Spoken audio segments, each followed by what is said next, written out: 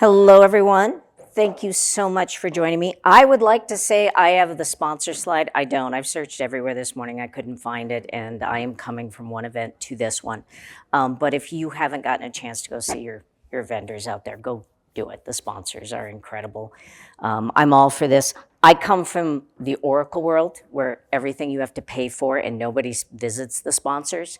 So definitely take the time to go see them. I think it's pretty amazing when they have events like this. My name is Kellyn Gorman. I am known as DBA Kevlar, the Bulletproof DBA. I have been an engineer and advocate for 28 years now in the different communities. I started out in the Oracle world, but my first database was SQL servers, so Microsoft considers me the weird Oracle person they just kind of adopted. I worked at Microsoft as well as Oracle over the years. I did a lot of deep performance optimization work. I am the reason that you have Exadatas rolling into all the different cloud vendors. I started doing Oracle on Azure 7 years ago, and they found that if the Oracle databases were moving into Azure, everything else did too. So then I went over and trained my ex-peers from Encatech, who are now the global black belts at Google. And then, of course, AWS was like, we want in on that. That's cool. We're not doing really well trying to migrate off all those Oracle databases, so did that too. And I've been doing DevOps as long as I can remember. To me, it was just automating things because, well, again, I'm ADHD and I could miss details and we don't want human error. So that was a big deal for me. But this is my connection information. I'm easy to find online. I used to be everywhere on social media, but you know, we're all kind of, social media is just on fire right now. So, you know, deciding what I'm gonna do is always different. Our agenda is pretty straightforward. Even though I just kind of wrote these slides out the last week here, I want to tell you the important thing is that from what I'm seeing on the agendas from all these other sessions, which are just amazing, and especially very deep on the PowerShell side and DevOps, I am here, I feel, for my database expertise and being able to bring in database into the DevOps discussion. If you have questions, if you have challenges on any database platform, please feel free to raise it because I've probably come up against it. I was one of those that I made a career of doing the database technology that nobody else wanted to touch. So when I was at Oracle, I had the Island of Misfit projects. Like I said, at Microsoft, 4 months in, I'm like, you need me to move the Oracle databases, and it became a career and a team that I ended up roping my husband in on and everything else. So, you know, just keep that in mind. If that's what you're having challenges with, if I'm seeing where everyone's challenged right now at this event and why you're here in this session, definitely help me out and just feel free to ask me those questions. I have an example that I've set up with all the scripts that is Postgres with PowerShell. And I admit fully, the PowerShell script is not mine. I do not do PowerShell. I am Bash all the way. I am totally a shell person. I am totally Linux. But I wanted a PowerShell example, so I asked somebody to give me a PowerShell script for what I was already doing. So if you have any questions, let me know. I can answer them outside of that PowerShell script because there's a number of people who are very deep PowerShell experts in the Microsoft community that they tease me every time we're together about me and my Bash scripts that I implemented at Microsoft. There's a ton of them that are out there where people are like, how do we get these Bash scripts? Must be Kellyn, you know, so they know me for that. So why does database DevOps matter? I think it's really important. As much as we talk about the automation, the collaboration, and making sure that we do not make mistakes, that we automate everything, and we make sure that our actual pipelines for CI/CD, that those are efficient and essential. Many times the database is forgotten as part of that. It's just plain and simple that people are looking at it and they may look at the code for the database, but they don't look at the data as well. And that when changes occur inside that database, all of a sudden they go to roll it back and they find out that they can't because the data was part of the essential changes. We need to actually ensure the data integrity and the security as well. Folks forget that. And I will tell you, the PowerShell script that I have an example of, I will point out a security issue that I have with it and that I probably wouldn't have done that with a Bash script. But the traditional changes that we occur, they have a real big risk for human errors. I knew this just from myself. I was always trying to protect myself from those human errors. I admit fully, I'm ADHD. I will get the big picture. I will get the most complex things right, and I'll miss one stupid little simple change. So automating things was to protect the world from myself, my own issues, as well as protecting it from others. Having that automation and built in, and anything that I did more than once, I wanted it automated, was always to protect us from that. I wanted to have version control. I wanted things tracked. I had seen too often where people that were absolutely brilliant wanted to work directly into production, and I was like, that is just not a good way to go. I have been in financial systems where I had to go to a CEO and report to him, you have 40% data corruption. And having that discussion is never fun. It's worse when they come back and go, accuracy's overrated. But you have those concerns where you're like, I would like to not have this conversation with you. So having these proper controls, having proper development, test, staging, production, having the ability for people to test all the way through and do proper testing and release control and version control is crucial, but also to have that database as part of that, not skipping over it. Going, we properly tested the application changes, why do we have production issues? And realize that they skipped the database as part of that. We could accelerate the development. I come from an old waterfall development style. I had this career of very large databases, VLDBs as we called it. I come from an Exadata world, these engineered systems from Oracle that were built to run these monstrous petabytes of data. And people would come back and go, well, we can't do proper development. We can't accelerate our development life cycle. And it was like, well, maybe we're doing it wrong. Maybe we need to change this. How can we implement this and also have the database as part of this? And not just look inside the database technology, but maybe at other technical solutions that can help us enable that acceleration in our innovation and get to where we want to be. We wanted to reduce the number of database changes, and depending on the actual deployments, we found out that doing smaller, bite-sized changes made sense. It also enabled us to move faster that way and also made our companies a lot happier. We can minimize downtime, we can minimize failures. There are a lot of things that are built into, such as like more archaic database platforms, such as Oracle, that says, I can easily roll back a change.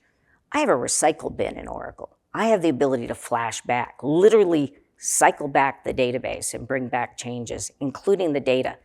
It's not always in every database platform, especially when you get into open source solutions that allow everybody to have access to that database and have access to database platforms for free, maybe an open source solution, which is really empowering, but they may not have those capabilities. How can you enable something like that with other free solutions? And that's going to be part of our discussion.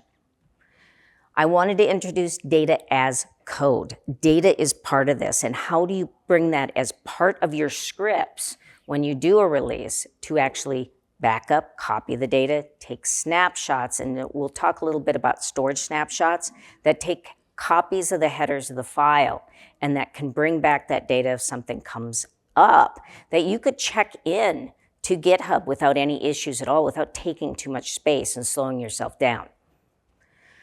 We could test all of these changes within lower environments, maybe even mask and subset data so that we didn't have to worry about having to refresh the entire database and let people make the changes they need, do the functional tests they do, and then as we got into later, higher environments, do the full changes, do the full testing, and make sure that people were moving at the speed they needed to.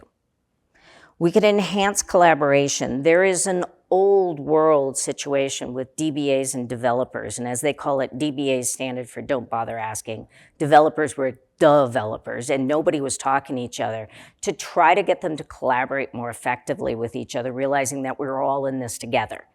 That with that collaboration, we were going to make sure that it wasn't just DBAs that had access to tools about performance, about the actual functionality, that we could put the tools in developers' hands to be able to get the data when they needed it, refresh data when they needed it, have the ability to have quotas, everything with sliders that if you said, I just deleted 1.7 terabytes of data. I do not want to go to the DBA and ask them to refresh this again. Could you just move a slider back and get it all back? There are tools out there that allow you to do this. And I think that empowers a lot of these people, that you're not feeling guilty when you have to go to somebody and go, I just screwed up. I just made a mistake. We could also improve that data quality. If you have subsetting and masking and all of this, if you have to protect that data for your lower environments, and all of that has the referential integrity so they can do their functional testing the way that they need to without having to worry about the vulnerability of PII and all of that getting out, that we could actually automate all of this testing and monitoring, and that they had access to the same tools, again, as the DBA. Developers had this. And we ensured that we had the monitoring, the analytics tools that showed people were getting the productivity and getting all the information that they needed, that DevOps moved a lot faster. We also wanted to enable scalability for cloud and hybrid environments. One of the benefits of the cloud was to get this data to the cloud. And if we're talking about hybrid environments, let's say that we've got an Oracle database or a SQL Server database or one of these older database platforms that are running on-prem, and they need to get it connected into the cloud. And they may have their secondary development environments sitting in the cloud to get that data refreshed and get it up there. And then to be able to do their development, their life cycle, and get those pipelines going. And then also the cloud native solutions to be able to plug in any of those services that allow them to move faster, Azure DevOps, all of that to actually enable that automated practices. This allowed them to scale dynamically much faster. By treating the database as a DevOps lifecycle, organizations can gain speed, reliability, and compliance while reducing risk. This was extremely crucial to the message that we had as we started to build out products, and this is from multiple companies that I worked for. But data needed to be central to that. Data is gold. Data is so central to so much that's out there. And even the talk that I had at Oracle yesterday, it was this marketing message that, oh, you can move all this data into flat files, into Parquet files, and you're just going to be able to use it with whatever analytics, Databricks, Snowflake, whatever you want to do. And the truth is those transactional systems are still crucial to the business, and they're trying to figure out ways to do this with DevOps. And there is absolutely a way to do it, but you also need to protect that data. And if you end up corrupting that data, these companies are heavily impacted. So it has to be part of the overall solution. So some of these tools that you're talking about, I work with Redgate right now, so there's Flyway. Liquibase is another one that's incredibly powerful that allows you to bring in data as part of the solution. Delphix I worked for back in 2014 through 2016. That's the company that has that slider. The developer is given a quota, and if something goes wrong, they can go, I just lost 1.7 terabytes of data, I'll move that slider back. Nobody knows. Nobody knows. These are the kind of tools that are really, really powerful for them. There is masking and subsetting. We're also doing things like right now, it's not our Flyway product, but with TDM, where you can actually do AI and rules-based data generation. So somebody says, I just need data built into our model that's there. I don't want the production data. Just generate this. And you can do it on your laptop, and so it never leaves your area, and it looks at a sample of the production data, and then it generates it all. And the rules base is really good for like names and addresses and stuff that you already use. It's simple. But the complex stuff, it'll come in and use a TOML file, and it actually look at a JSON reading of what you want in there. And AI can come in, and it really is, let's be honest, it's machine learning when we get down to it. But it'll go in and actually generate all of this fake data that can be used with referential integrity inside the database, and then developers can do everything that they did before without having to worry about PII and anything else.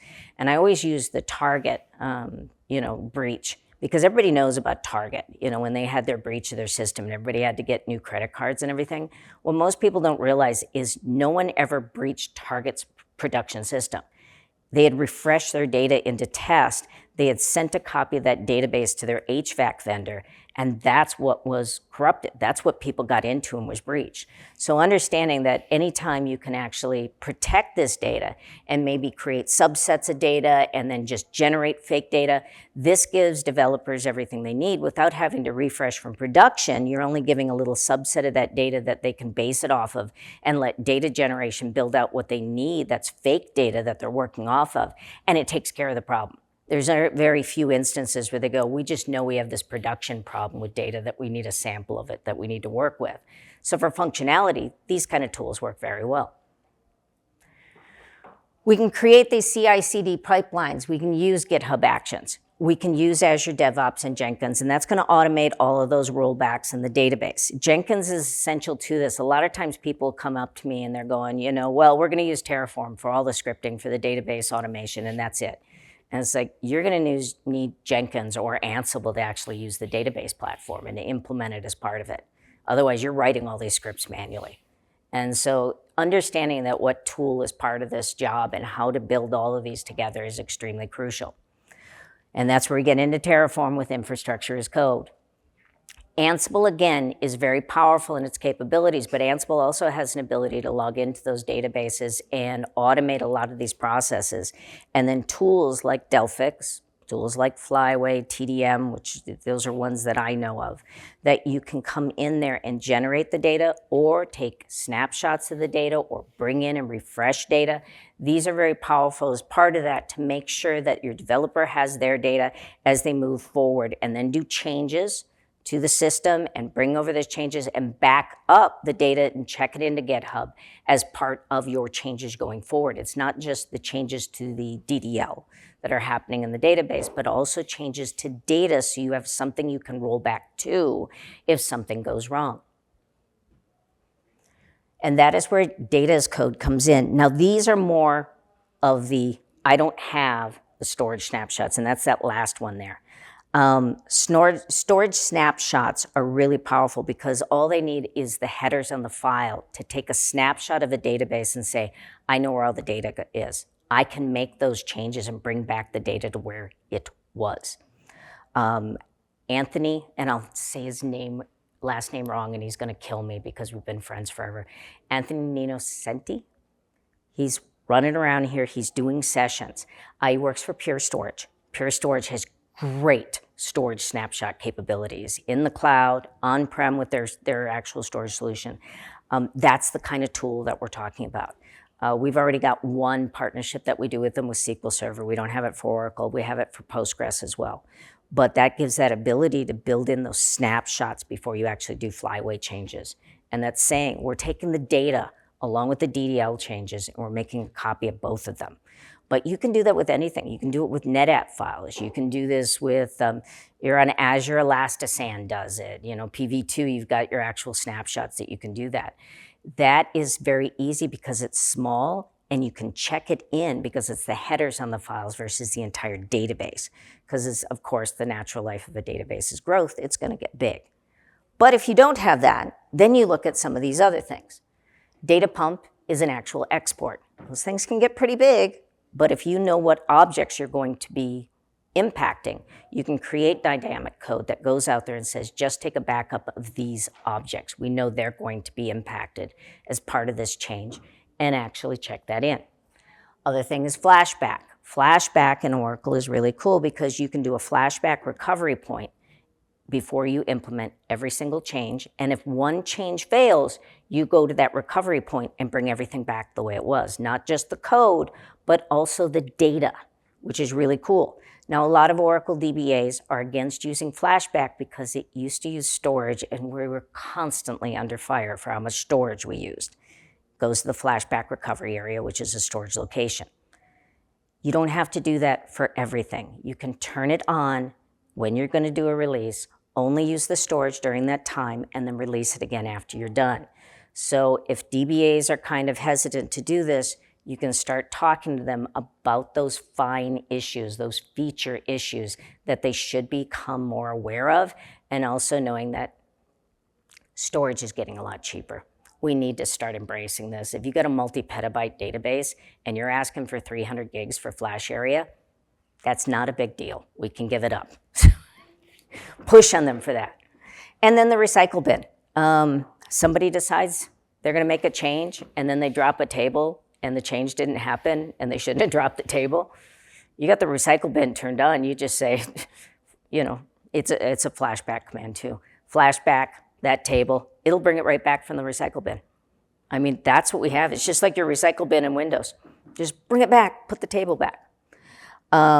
Depending on the cloud, depending on the vendor, there are incredible capabilities like with Azure, with the Data Factory, that you can do just about every database platform depending on the connector that you have, and take a copy of that table. Make a physical copy of the table, every data in it. It's CDC, it's change data capture. You can do this with Golden Gate. Golden Gate, again, another product. It's expensive, I know, it's Oracle. Or Larry likes his money, we know this. But that you can connect to just about any database and make copies of data all over the place and retain those data changes, know what they are, and have them as part of your CI/CD pipeline. For database testing and validation, PGTAP, that's for Postgres. T-SQL-T is for SQL Server, and DBFit actually is multi-platform, MongoDB, MySQL, all of these. These are capabilities that allow you to do the testing at the database level, not just the code level and the application level. So they're really helpful to be part of this. Performance monitoring and observability. Of course, these are well known for most DBAs. Prometheus, Grafana allows you to do a lot of scripting capabilities and real-time monitoring, no matter if you want to do your own personalized alerting. Very cool. New Relic has come up to speed, Datadog, and then Redgate Monitor. Redgate Monitor just went multi-platform. It was doing SQL Server and Postgres. It now does those along with, we just came out last week with Oracle, MySQL, and MongoDB. That's what I've been busy with the last 6 months. So stepping through an example deployment, just so you can see, this is what I'm looking to do with these scripts that you're about to see. It's a single pane of glass orchestration. I want to see it from end to end. I'm identifying the changes that are going to be performed. I'm going to set up the environment. I'm going to deploy those changes. I'm going to do error scaling. If no errors, then I'm going to document the change and the drift is cleared. Now, I'm assuming I've already done drift detection. I've already checked and saw what was different between my baseline environment, and I have a separate database that's looking at that. That's how I do this, is that I have a database that has the beginning scripts, the changes that will be deployed, and those are brought over to my next environment that I'm deploying to. So you understand that one there. This is standard data DevOps. As I said, I'm assuming that for me, because I use Flyway, Flyway is already installed. I'm using a PowerShell script. Like I said, I did not write this PowerShell script. You can ask me about anything else, but I won't know that PowerShell script. The SQL scripts that are executed against a Postgres database, I'll check for errors. I'm also going to do a database baseline as well. So this is what it looks like. I've got, you can see on the left here is my actual version scripts that are going to be released. This is to a Postgres database. And then on the right, I've got my rollback scripts. So for everything that's here, I have my undo scripts. On the right side, I have my deploy and my rollback. And then part of my deploy, I have also built in a baseline of my database that I'm going to cover.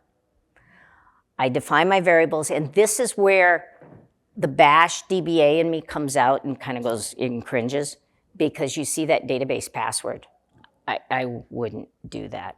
I wouldn't put my password in plain text here. This would just drive me insane. I would be passing it in. I would be using wallet credentials, SSH key, something. But I'm going to say I don't like that. Everything else, we're cool. No problem there. Scripting directory, where my GitHub repository, all of that is there, where I'm getting these scripts from and checking them out. It is a Postgres database, if you didn't see that there. And then I apologize, this looks a little tiny. My baseline data, this here is just a PowerShell PG dump. It's grabbing out that database because this is small enough for me to do that. I'm going to grab an actual dump of this database, and this is what I'm checking into my repository. I am going to keep a baseline of this, and it creates this, does this before it does any of the changes to the database. So I'm grabbing the DDL, and the data, and I've got that, and it's retained. Again, I'll define my variables. I'm very concerned about that password. We already know that. And then I'm going to clone my repository, just as we would any other time. And then I would execute my scripts. And we saw all the scripts in that directory. It's going to go through and run each one of these scripts. It's going to check each one of them for success. And these are simple changes. This is what this tool, and you're going to see this in Liquibase as well as like Flyway, any of those. It's going to go through and it's pulling this from the baseline, the development database or the testing database that they're promoting from.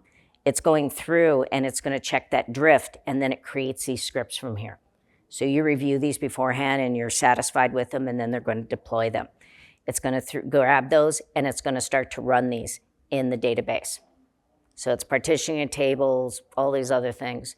And then it'll do the final changes. And of course, then it'll vacuum each one of the objects to get us our stats and make sure that our tables are optimized and ready for customer use. Any questions on what I just went through there? Are we good? This all seems normal. You guys are like, yeah, this is nothing. But if something goes wrong, this goes out to that undo directory and can run the undo and undo the changes that occurred. All of this is automatic. I have my data if I need to get it back as well. So I can actually do PG dump and dump it back in if I need to. But if it all goes well, it's going to come back and go, we're good. So recommended practices on this. Treat your database like code. Store all your schema changes and version control. You can do this depending on the size of the database. Always look at it. Verify that depending on the size, if you need to bring in a storage solution and get snapshots. A lot of the newer database platforms, and again, I'm going to go back to Oracle on this, they've gone to multi-tenant, and you have the ability to do, they got PDBs. That's their pluggable databases that are part of multi-tenant. You can do a PDB clone, and it's a snapshot clone, and you can easily check that in. Those data files can easily be checked in with no problem whatsoever. You have snapshot clones that you can do this with. Sometimes the storage solution has this capability. Sometimes the database platform has that capability. If you have a data copy, do that. Use branching strategies, get flow, all of that, and apply database changes and make sure that they're automated as part of your pipeline. Automate your database migrations. Use enterprise change release tools. As much as we love open source, if you are on a huge fintech system that is, multi-million dollars every day on releases and everything, it's worth to have the money where you need it. Building your own is kind of cool, but I find people that are reinventing the wheel and finding out that they may have missed things that enterprise tools already have built into them, and it costs them a lot of money. Run migrations in the lower environments as much as, we're agile and it goes fast. Dev, test, proper prod really makes a difference. And automate your rollback scripts. Like I said, most of these tools, like I was showing, like Liquibase and Flyway, they automate those undo scripts for you. They're there. So test those out as well. When you're doing them in dev and test, when you're going from dev to test the undo as well. Don't just test to make sure that the actual scripts for the changes were successful. Can you roll back? Can you actually roll back? Before you get to production, you have to roll back. Implement a full CI/CD testing routine, write those unit tests, automate it all. I think a lot of times folks forget that, we're not just going to execute those scripts one by one by one and type it all in from the command line. I always found that left me open for errors. So write a wrapper script, and that's what I call it, as a wrapper script, but have a global script that's going to deploy the other scripts and make sure that that is in control. Make sure that it is all together and used in every one of the releases. It's not just for the production release deployment, that you have that. And do load and performance testing. We have a tendency to test out functionality and develop for functionality, but we forget performance, so that when you get to the point where you're doing that production testing and production release, people come in and go, Well, it's 3 o'clock in the morning and the load isn't going in 3 minutes like it usually is. It's going for 4 hours. Call the DBA, they need to fix this. And the DBA is like, what changed? And we have to go look at a change release. It's the first thing that we're gonna look for too. We're pretty sure everybody's saying nothing changed, that usually means something changed.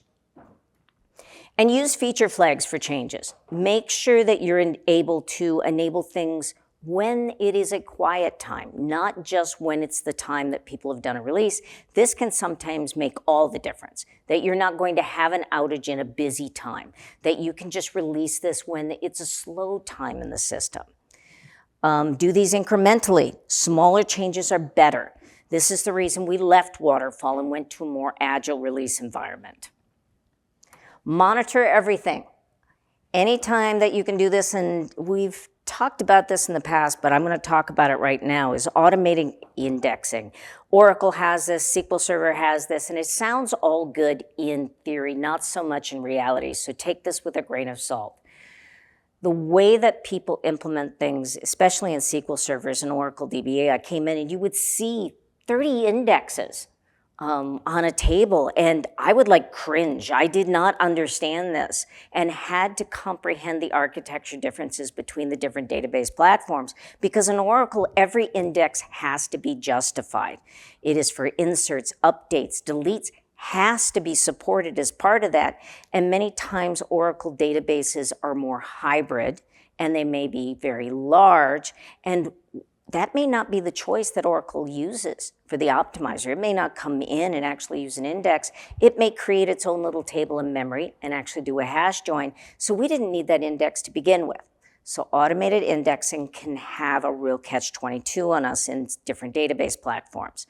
I can tell you for a fact that my husband just went through a project where I think it was 800 indexes were created on one table. He had to convince the actual organization to shut off 19C automatic indexing because it was such a problem for this organization. Collect your query execution metrics, optimize those slow queries. A lot of times we'll do it tomorrow. We'll optimize a later time. We'll do that optimization exercise at a later date. But the truth is that if you optimize little by little every day, you have more resources and you have that space, that overhead to take on releases when they do go wrong.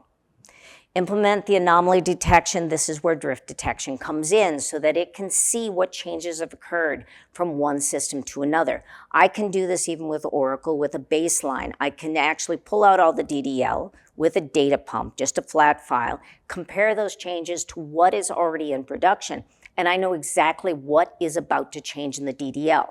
No, it's not going to compare that data, but it is going to take a look at the DDL. So I have all of those changes that are going to be implemented in, and it should match the scripts that are being given to me by the change release pipeline. And then secure compliance. Again, we're getting into the security area. There is a lot of breaches these days. Don't let yourself be one of them. And I know it's a case of if, not when issues we're talking about here. There's a real problem with breaches. Breaches are happening every single day. Make sure that you are giving the least amount of access to every tier, not just the database tier, but the application tier, the network.